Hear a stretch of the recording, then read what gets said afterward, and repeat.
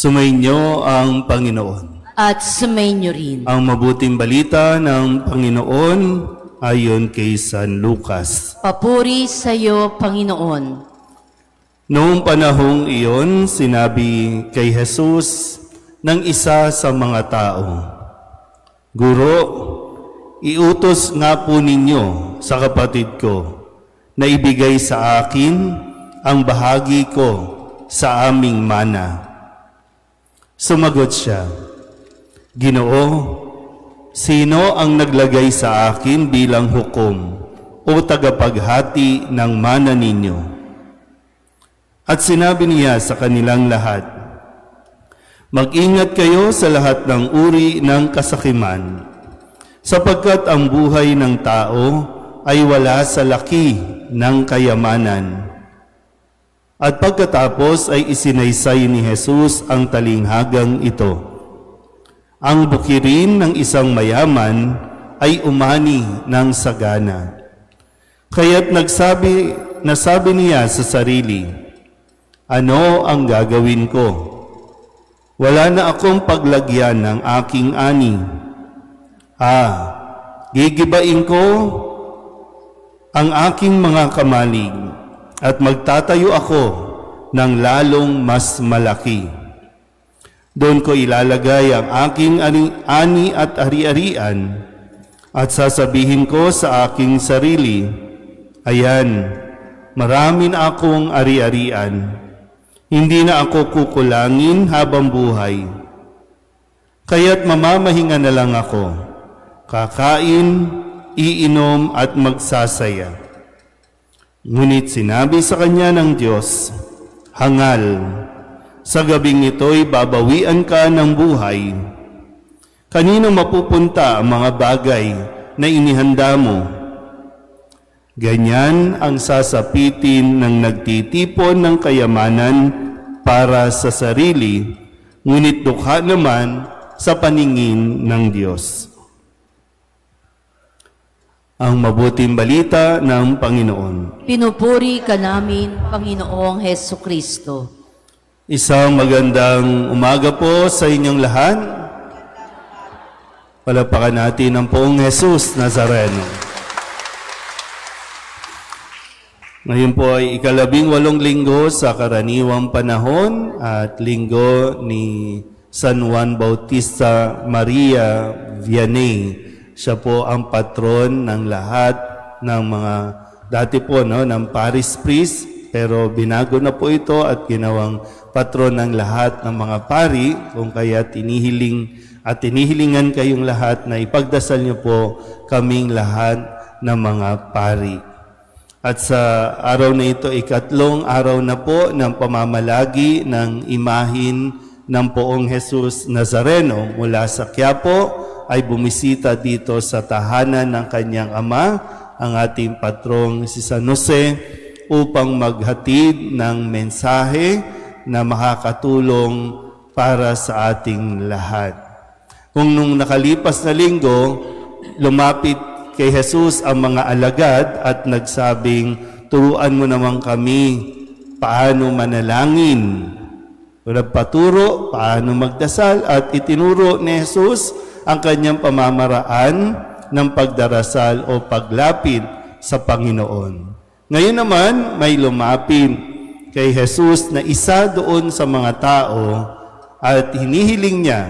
Hindi ko alam kung hinihiling niya o nagdidiman siya, kasi ang sabi niya, "Guro, iutos nga po ninyo sa kapatid ko na ibigay sa akin ang bahagi ng aking mana."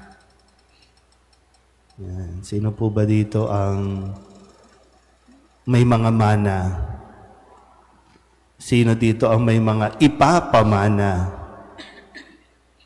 Pag-isipan nyo na ng mabuti yan, ha? Kasi, alam niyo yung sa 5:30 kasi, ito yung mga malapit ng mag-iwan ng mana. Ito yung, sa 5:30 yan, no? Ito yan, tayo yan, ha? Oh. Pero, pag babalikan mo kasi yung karanasan mo, di ba, no? matindi yung pagsisikap na ginawa ninyo para lamang makapagpundar kayo ng mga ari-arian, dito pa naman sa gagalangin, no? Hindi naman sa pagmamayabang o pagmamalaki. Parang ito ang bahagi ng Tondo na dito nakatira yung maraming mayayaman noong sinauna. Kasi pag lumilibot ako, nakikita ko yung mga bahay. Yan yung mga, di ba, yung mga bahay na, bahay pa lang pag nakita mo, ay, mayaman nito. Tama ba? O hindi nyo na naman maamin. Kasi nakailang henerasyon na kayo. At dahil sa inyo, sinira ninyo yung mga gagandang bahay dito. Di ba yung parang mga ancestral houses dito, no? Lalo na dito sa areang ito. Pinabayaan nyo eh. Pinamana lang sa inyo, pinabayaan ninyo. Pero gusto ko lang balikan yung bahagi na nagsikap ka, nagtaguyod, alam mo yung pamumuhay na ginawa ninyong nagtinda kayo, patingi-tingi, hanggang sa naging sari-sari store, naging grocery store.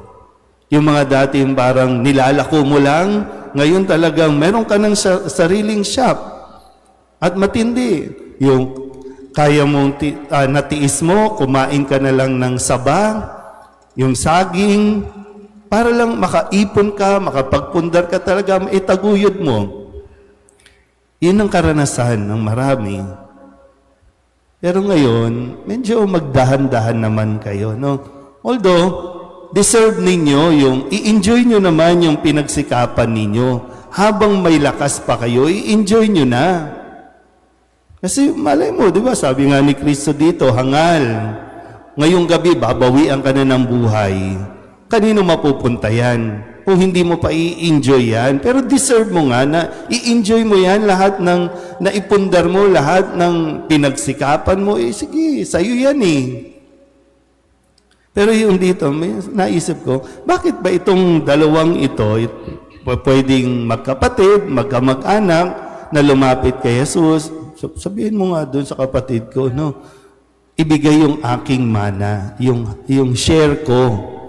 Sabi ko, ano ba to? Hindi ba inayos ng magulang nito yung hati? O kaya naman, either yung isa, feeling, di ba, no? Feeling api. Feeling niya, api siya. Kasi wala siyang mana. Kawawa naman siya. Naghihirap siya. O kaya naman yung isa, feeling niya, ay hindi, akin lang ito. O, diba? Kaya hanggang ngayon, may mga magkakapatid, hindi magkasundo dahil sa mga iniwanan mong mana.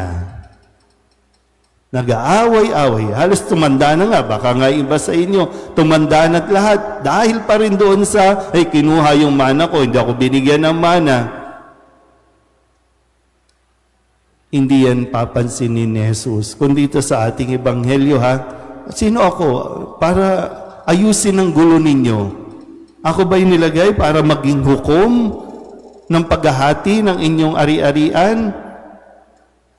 Ang sabi sa unang pagbasa, lahat ng bagay dito sa mundo walang kabuluhan. Yung mga bagay na iniisip mo, pinoproblema mo, na sinasabi natin nagkokos ng anxiety sa tao, walang kabuluhan yan. Mawawala yan. Sabi ni San Pablo sa kanyang sulat sa mga taga-Kolosas, pagsikapan ninyo na makapag-ipon kayo, hindi ng kayamanan sa mundong ito, kundi ng kayamanan sa langit. O meron ka na bang naipon? Nakapag-invest ka na ba para sa langit? Kasi baka lahat ng pinagsisikapan mo para lang sa mundong ito. O sige, tingnan ninyo ha, balikan natin ng konti. Di ba ang pangarap mo noon, magkaroon ka ng katulad ng kapitbahay ninyo, second floor, 2 floors na bahay, may mga silid, kanya-kanyang kwarto. Kasi dati, sa tingin ko ha, ito yung mga lumaki doon sa magkakatabi kayong natutulog. Tama ba? Yung magkakatabi kayo, no? Nasa either, wala pa namang kama noon, pero yung banig, di ba? Magkakatabi kayo. Pero nung medyo nakakaangat-angat ka na sa buhay, nagkapamilya ka, gusto mo, bawat isang anak mo may kanya-kanyang kwarto. O yan tuloy, hindi tuloy banding, hindi tuloy magkakasundo, kasi pinag-iwa-hiwalay mo. Kasi akala mo maganda yon. Pero yung karanasan mo, kasi yung bang, ay ayokong maranasan nila yung hirap na naranasan ko. O kaya ngayon, hindi marunong sa buhay. Matanda na kayo, kayo pa ang bumubuhay sa kanila. Dahil binuhay nyo lang, hindi nyo tinuruan paano mabuhay katulad ninyo. Paano magsikap katulad ninyo. Kaya ngayon, para sa kanila, ay paglalaban nila ang karapatan nila na hindi naman talaga nilang pinaghirapan. Babalik ulit. Pangarap nyo, second floor. O ngayon, di ba? Hirap na hirap kayong umakyat sa second floor. Gusto nyo na lang doon sa baba. Kahit maliit na kwarto, kasi hindi ka na makagalaw, hindi ka na makakilos. Tama? Di ba? Ngayon, nare-realize natin, o nga no, walang kabuluhan. Hindi nyo tinuruan paano yung magbigay. Paano yung magmalasakit? Kasi natuto na lang na tumanggap ng tumanggap, humingi lang ng humingi, ng hindi pinagsisikapan. Kasi nga, yung mentality natin, ayaw namin silang mahirapan, ayaw naming maranasan nila yung naranasan namin. O, kaya, ngayong matatanda na tayo, deserve. Kasi tayo man yan. Tayo ang nagturo. Kaya nga diba, o di, binigyan nyo ng mana, o di ngayon, nakikiusap kayo, nagmamakaawa kayo, dalawin nyo naman ako. Diba, ganun ang nangyayari? Pero, babalik natin ulit, no? Kasi sayang ang panahon, maikli lang ang panahon. Sayang kung ibubuhos lang natin sa pag-aaway-away, sa pagtatampuhan ng mga bagay sa mundong ito. Tumatanda na tayo, palubog na ang araw para sa atin, so, sayang naman. So, sana po, no? Kaysa mabuhay tayo sa galit, sa sama ng loob, sikapin natin, base sa turo at halimbawa ng Poong Jesus Nazareno, ang higit nating pahalagahan ay yung ating ugnayan sa isa't isa. Kung sakali man, medyo hinahamon ka, kung mayroong kang kapatid na medyo naging ganid, naging makasarili, hayaan mo na. Hayaan mo na. Ipagdasal mo na ikaw, huwag ka naman mag-self-pity. Nakailang taong ka na nga, buhay ka pa rin hanggang ngayon Diba? Pero tingnan mo lang, no? Baka kasi padating ng araw, pag pare-pareho na tayo nakahiga sa kabaong, iiyak-iyak ka naman. Pero ngayon pa lang, no, sana po sikapin natin na mas maging o mas pahalagahan natin ang relasyon natin kaysa sa kayamanan o pera. Amen?